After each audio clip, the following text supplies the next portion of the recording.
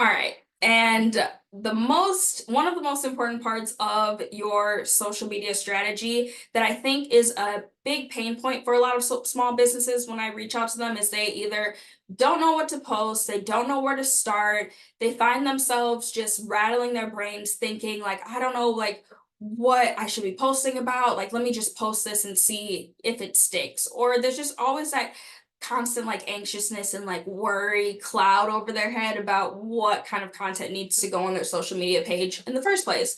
And one way to streamline that and get rid of all of that stress is by creating content pillars.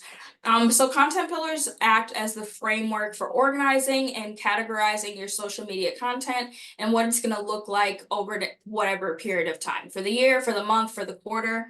And these are key themes or topics that reflect your brand's values, vision, and also your audience's interests. So, what do the people even want to see?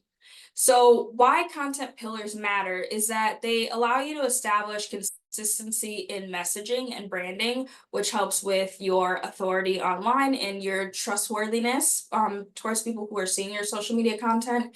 It streamlines the content creation process so you can save time because time is one of our most valuable assets that we have as small business owners. And it also helps you maintain focus and relevance for your audience. And then lastly, it enhances engagement and helps you drive results and be able to analyze those results. So there are four elements of content pillars. So there's themes. So these are core topics aligned with your brand identity. And then there's formats. So there are obviously a variety of content types, just depending on how people, how your audience engages with you best. This could look like videos, those carousels I was talking about, pictures, blog posts, anything like that. Thirdly is your audience. You want to make sure that your content is tailored to them. You don't want to just post what you want to post. You need to post what your audience wants to see. So, something that you may deem as important that you want to talk about on your social media may not be the right time or place for what's going on within the industry that your audience, cares about. And then lastly is those goals. So each content pillar will overarchingly help you achieve your social media goals that you outlined within the beginning of your social media strategy. So next, here is an example using my marketing agency as the example. So these are my actual three content pillars when it comes to creating social media content. And I have found that this has really, really streamlined the process when trying to figure out what to post every month. So I'm not rattling my brain and stressing myself out because I can't do that. So the three content pillars that I have are behind the scenes, entertainment, and then authority. So behind the scenes is basically, like I talked about earlier, is that I wanted to stand out from other marketing agencies and create a less corporate feel to my social media page. And one way I've been able to do that is show a lot of the behind the scenes work of what I do. So a day in the life, kind of like a vlog, showing, how my work is aligning with recent trends within the marketing industry. So being able to share those interactions that shows my humanness, like showing my successes, showing my failures, showing my low points, stuff like that. So you want to be able to share that with yourself. You want to share with your audience why you're passionate about what you do, what made you start your small business. People really want to be able to have that personable feel and that connection and that emotional connection. You kind of want to tug on those emotional heartstrings a bit and apply that to your business. And then next is entertainment. So, like I said, I wanted to be a little less formal. So, one way is that I do use a lot of memes and funny social media posts just to show off my sense of humor and my personality because sometimes marketing can be very corporate and cut and dry. So, to make it fun and kind of like less rigid, use the entertainment block for that.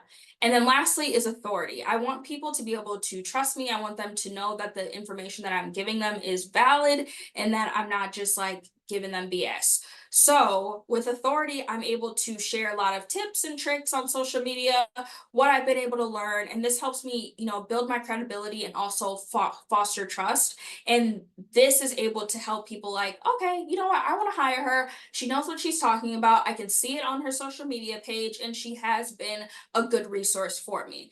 And this, without even thinking about it, helps nurture relationships with people who are kind of watching on your page, but they haven't, made the final offer. I had a client that I just signed on a couple weeks ago, and she mentioned, "Oh yeah, I've been following you on social media for like months now, and I've been seeing your work, and now I felt like it was the perfect time to reach out."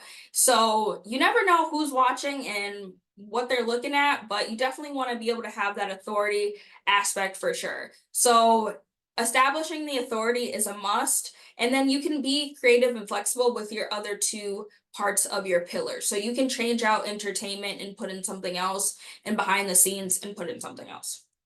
That's just the example I wanted to share. And then what does this look like in terms of the content? So here I created a little chart, and I hope it makes sense. So I have a key in the corner. So the green is where I will be doing video content, the gray is for photos, and the red is kind of for carousels or those slideshows you see when you slide through on like Instagram and LinkedIn.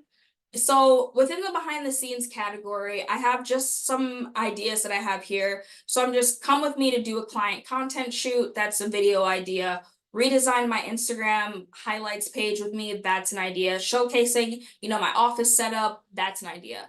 Next, in the entertainment category, like those memes I said, collaborations with other small businesses, just being funny, being lighthearted, and being able, to share mistakes I've made as a social media manager and present that in a funny and entertaining way. And then lastly is authority. So that would be something like what we're doing now is being able to give you tips and tricks and showing, stop doing these 5 things on social media. Are hashtags still useful? And being able to show that you know what you're talking about. So that's how I utilize these 3. And these are examples that I have been able to use within my own social media. And planning these out ahead of time just makes things so much easier.